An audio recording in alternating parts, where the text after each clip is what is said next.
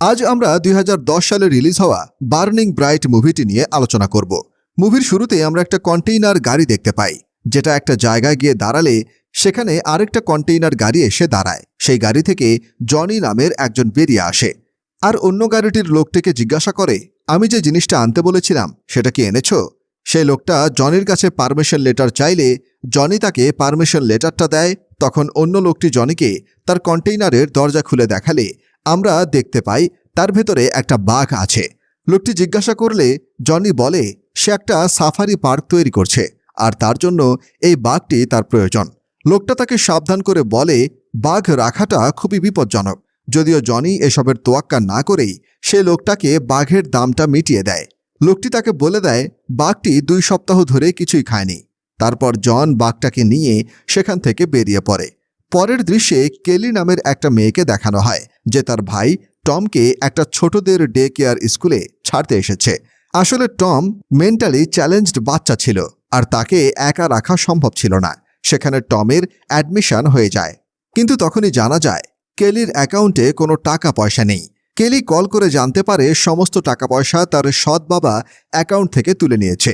এদিকে জনি সেই কন্টেইনার নিয়ে বাড়িতে পৌঁছে যায় আর তার পুরো বাড়ি সিল করার কাজ শুরু করে দেয়। এই সময় কেলি সেখানে আসে, যেখানে জানা যায় জনি কেলি আর টেমির সৎ বাবা এবং তারা একসাথেই থাকে আর তাদের মা কিছুদিন আগে আত্মহত্যা করেছে।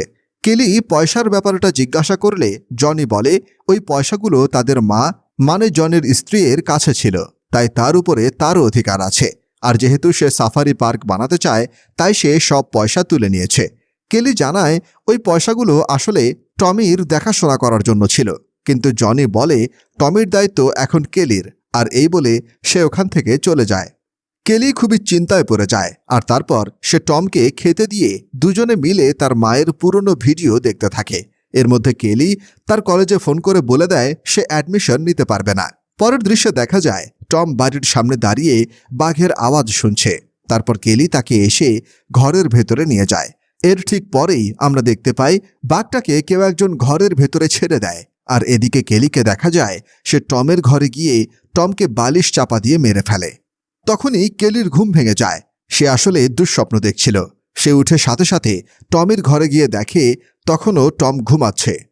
এরপর কেলি নিচে গিয়ে জল খেয়ে আবারও উপরে চলে আসে, কিন্তু উপরে আসলে তার মনে হয় নিচে হয়তো কেউ আছে। তাই সে নিচে গিয়ে দেখলে সেখানে একটা বাঘ দেখতে পায়। সে ভয়ে নিজের ঘরে চলে আসে আর জানালা দিয়ে বের হওয়ার কথা ভাবে, কিন্তু সেটাও সিল করা থাকে। সাথে সাথে সে নিজের ঘর থেকে বেরিয়ে টমের ঘরে চলে আসে। সেখানে টমকে দেখতে পায় না। কেলি নিচে গিয়ে খুঁজলেও টমকে খুঁজে পায় না। এরপর সে লন্ড্রি রুমে গিয়ে পুলিশকে ফোন করার চেষ্টা করে, কিন্তু তাতেও কোনো লাভ হয় না। আর জনিকে ফোন করলেও তার কোনো উত্তর আসে না, কারণ সে গাড়িতে ফোন রেখে ক্লাবে বসে ড্রিঙ্ক করছিল। এরপর সে টমকে খুঁজতে বাইরের দিকে তাকালে সেখানে বাঘটাকে দেখতে পায় আর সে বাইরে বেরোনোর দরজাগুলো খোলার চেষ্টা করে, কিন্তু সব কটা দরজাই বাইরে থেকে প্লাই দিয়ে আটকানো থাকে। সে সেই দরজাগুলো ভাঙার চেষ্টা করলেও কোনো লাভ হয় না। কেলি আবার লন্ড্রি রুমে গিয়ে জানালা ভাঙার চেষ্টা করলে বাঘটা সেই আওয়াজ পেয়ে যায় এবং লন্ড্রি রুমে ঢোকার চেষ্টা করে। কেলি ভয় পেয়ে যায় আর একটা বড় পাইপের মধ্যে ঢুকে লুকিয়ে পড়ে। ততক্ষণে বাঘটাও ঘরের দরজা ভেঙে ঢুকে পড়ে।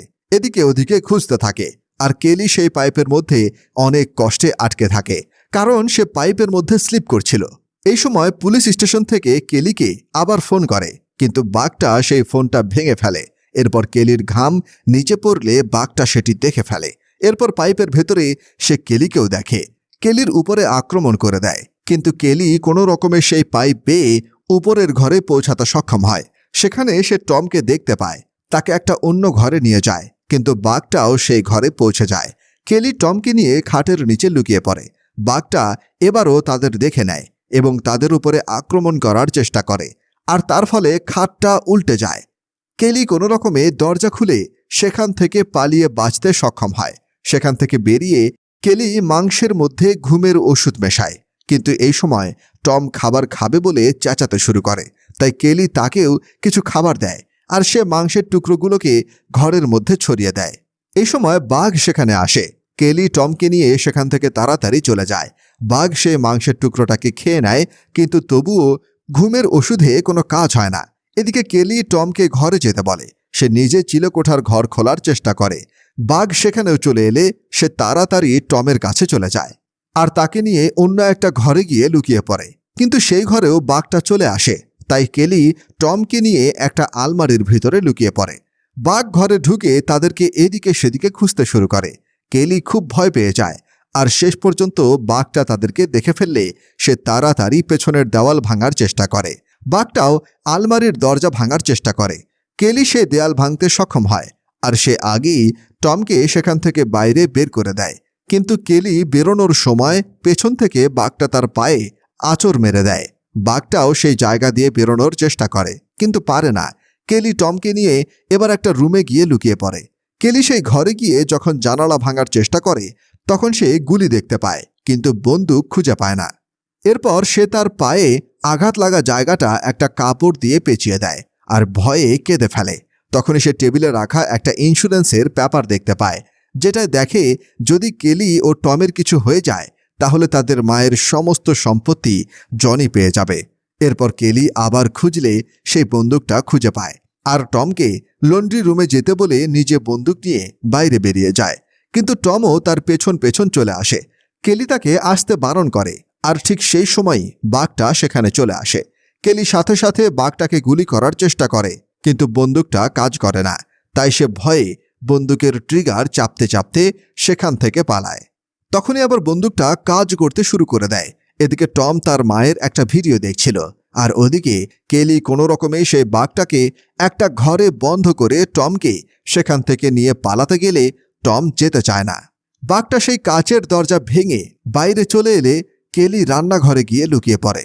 বাঘটা রান্নাঘরে গিয়ে ওভেনের উপরে দাঁড়ালে কেলি বার্নার অন করে দেয় আর গুলিও চালায় কিন্তু তাতেও কোনো লাভ হয় না। তাই সে দৌড়ে একটা ঘরে ঢুকে দরজা আটকে দেয় আর সেই ঘরের জানালা ভাঙার চেষ্টা করে। বাঘটাও সে দরজা ভেঙে ঘরে ঢোকার চেষ্টা করে। কেলি এবার জানালাটা ভাঙতে সক্ষম হয়।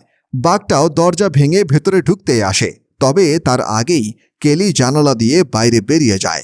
বাইরে গিয়ে গাড়ির ভেতরে ঢুকে গাড়ি স্টার্ট দিলে তার টমের কথা মনে পড়ে এবং তার অনুশোচনা হতে শুরু করে। সে আবারও জানালা দিয়ে ঘরের ভেতরে ঢুকে যায়। তারপর গিয়ে সে আগে বন্দুকটা তুলে নেয়। তারপর টমকেও খুঁজে পেয়ে যায় আর তাকে বলে সে কখনোই টমকে ছেড়ে কোথাও যাবে না। তারপর সে টমকে নিয়ে বাথরুমে লুকিয়ে যায়। ততক্ষণে ঘরের সব লাইট চলে যায় কিন্তু কেলি একটা মোমবাতি জ্বালায় এবং সেটা দিয়ে একটা মশাল জ্বালায়। সেটা হাতে নিয়ে সে খুব সাবধানে নিচের দিকে যায়।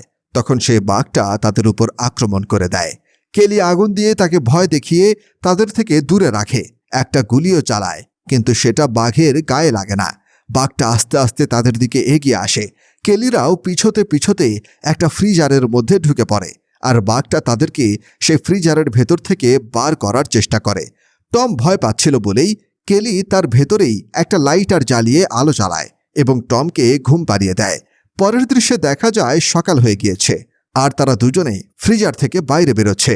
আর ঠিক এমন সময় মেইন দরজাটা খুলে জনি একটা বন্দুক হাতে ঘরের মধ্যে প্রবেশ করে। জনি তাদের দুজনকে জীবিত দেখে খুবই অবাক হয়ে যায়। কেলি জনিকে বলে এখানে যা হয়েছে টম তার কিছুই বোঝেনি, তাই সে কাউকে কিছু বলবে না। তাই জনি যেন তাদেরকে ছেড়ে দেয়। একথায় জনি বলে তোমাদের মাও আমাকে ছেড়ে যেতে চেয়েছিল। সাথে সাথেই কেলি বলে এজন্যই তুমি তাকে মেরে ফেলেছ। এর উত্তরে জনি কিছু বলতে যাবে ঠিক তখনই বাঘটা জনির উপর আক্রমণ করে, তাকে মেরে খেতে শুরু করে। আর এই সময় খুব সাবধানে কেলি টমকে নিয়ে সেখান থেকে চলে যায়। আর এর সাথে সাথেই এই মুভিটি এখানেই শেষ হয়ে যায়।